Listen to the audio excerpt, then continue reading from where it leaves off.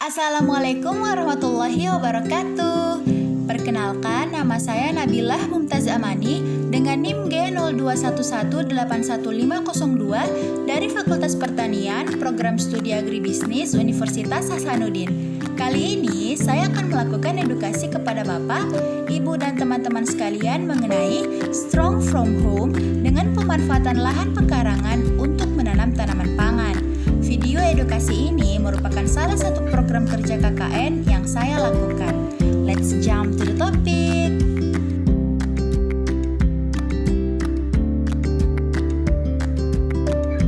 Coronavirus adalah suatu kelompok virus yang dapat menyebabkan penyakit pada hewan atau manusia.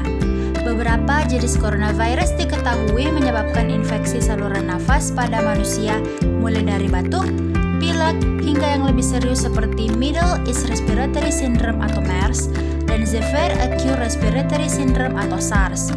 Coronavirus jenis baru yang ditemukan menyebabkan penyakit COVID-19.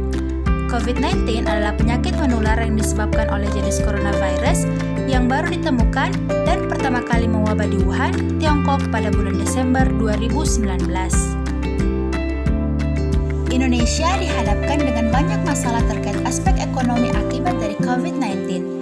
Ekonomi di Indonesia pada tahun 2020 diperkirakan tumbuh negatif dengan angka pengangguran dan kemiskinan meningkat. Berdasarkan perhitungan year on year, pertumbuhan ekonomi pada triwulan pertama tahun 2020 menunjukkan adanya pelemahan dengan hanya mencapai 2,97% dibandingkan dengan capaian triwulan pertama tahun 2019 yang sebesar 5,7%. Data pada triwulan kedua juga menunjukkan kemunduran yang dalam sebesar minus 5,32%, terburuk sejak tahun 1999. Data pada triwulan ketiga mengalami kontraksi pertumbuhan sebesar 3,49%, sedangkan pada triwulan keempat mengalami kontraksi pertumbuhan sebesar 2,19%. Dampak dari menurunnya persentase ekonomi di Indonesia salah satunya adalah peningkatan angka pengangguran dan penduduk miskin yang disebabkan karena PHK selama masa pandemi COVID-19. Hingga saat ini, jumlah kasus COVID-19 telah mencapai 2,12 juta kasus dan telah menelan ribuan korban. COVID-19 saat ini telah memasuki tahun kedua setelah pertama kali virus ini masuk ke Indonesia dan menjadi sebuah pandemi yang mendunia.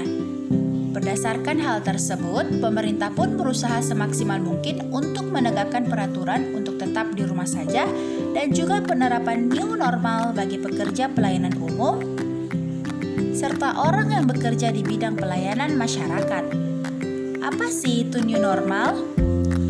New normal adalah perubahan perilaku atau kebiasaan untuk tetap menjalankan aktivitas seperti biasa, namun dengan selalu menerapkan protokol kesehatan di tengah pandemi COVID-19.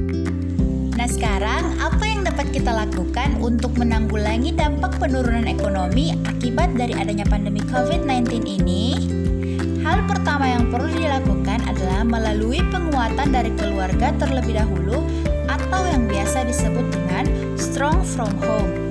Strong from Home ini dimaksudkan agar setiap keluarga menyiapkan kemampuan dari segi kesehatan maupun ekonomi untuk menghadapi dampak COVID-19 yang telah mempengaruhi berbagai sektor di Indonesia. Salah satu bentuk penguatan dari rumah yang bisa dilakukan adalah dengan pemanfaatan lahan pekarangan untuk menanam tanaman pangan berupa tanaman sayuran demi terciptanya kehidupan yang lebih sehat dengan mengonsumsi sayuran. Dan tentunya dapat meningkatkan perekonomian keluarga jika hasil tanaman sayuran tersebut nantinya akan dijual. Mengapa menanam tanaman pangan menjadi hal yang penting untuk dilakukan? Karena ini merupakan langkah awal kita dalam menjaga ketahanan pangan. Sekarang, apa sih itu ketahanan pangan? Definisi ketahanan pangan menurut Undang-Undang Nomor 18 Tahun 2012 ialah kondisi terpenuhinya pangan bagi negara sampai dengan perseorangan yang tercermin dari tersedianya pangan yang cukup, baik jumlah maupun mutunya, aman dan beragam, bergizi, merata, terjangkau, serta tidak bertentangan dengan agama, keyakinan dan budaya masyarakat untuk hidup sehat, aktif, produktif. Dalam konsep ketahanan pangan ini, rumah tangga berperan sebagai unit perhatian terpenting dalam pemenuhan kebutuhan pangan nasional maupun komunitas dan individu.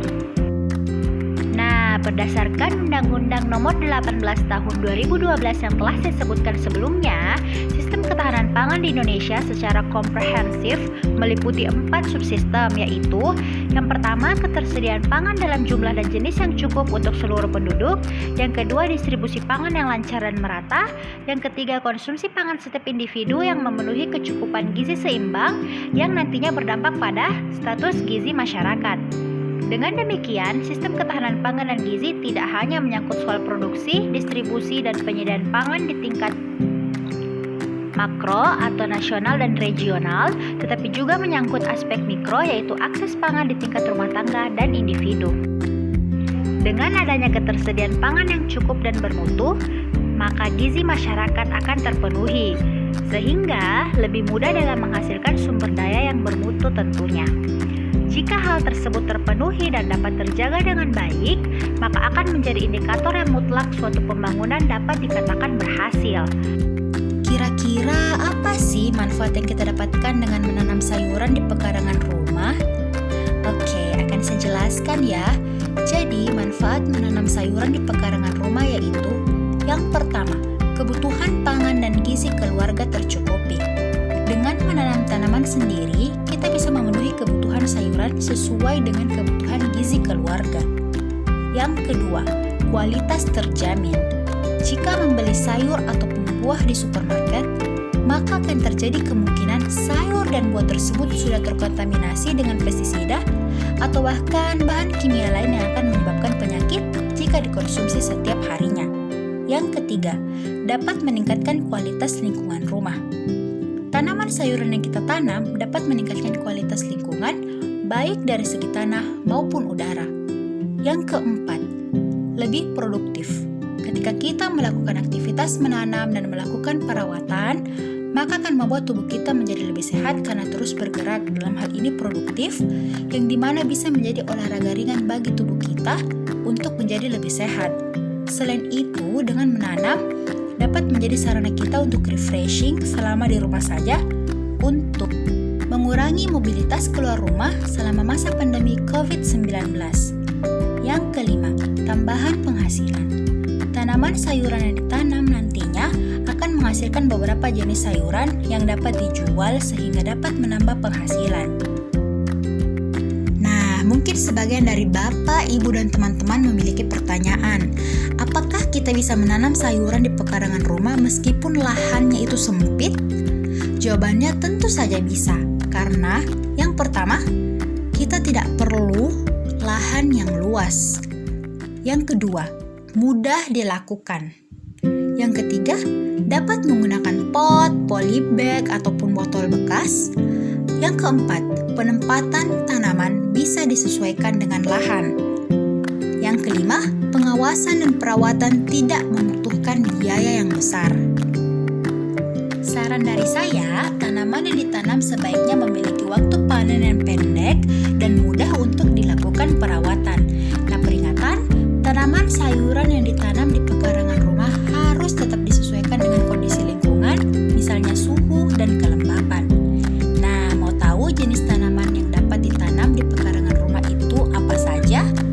Ini dia, ada timun, daun bawang, wortel, terong, cabai rawit, bayam, kangkung, tomat, dan sawi. Selanjutnya saya akan memberikan tutorial sederhana menanam cabai dengan menggunakan polybag, yang tentunya ini akan sangat mudah dipraktikkan oleh Bapak, Ibu, dan teman-teman sekalian yang nantinya bisa diletakkan di pekarangan rumah. Keep on watching!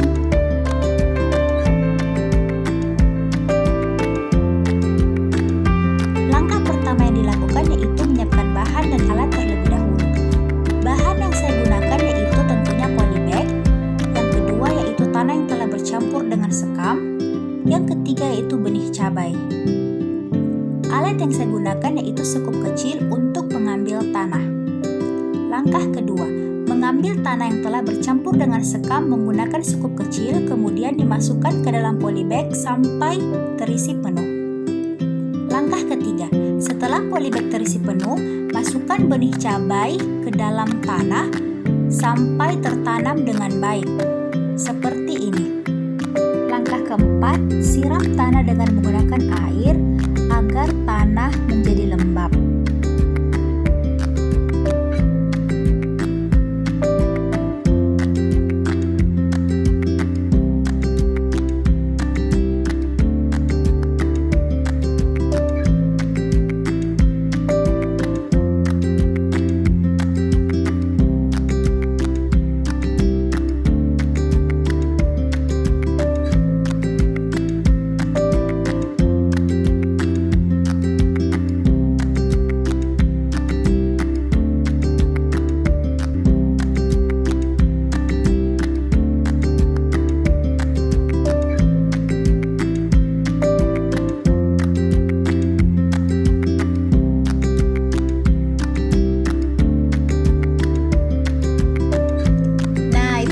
Penjelasan dari saya. Terima kasih telah menyaksikan video ini dan saya berharap video ini dapat bermanfaat bagi kita semua. Wassalamualaikum warahmatullahi wabarakatuh. Bye.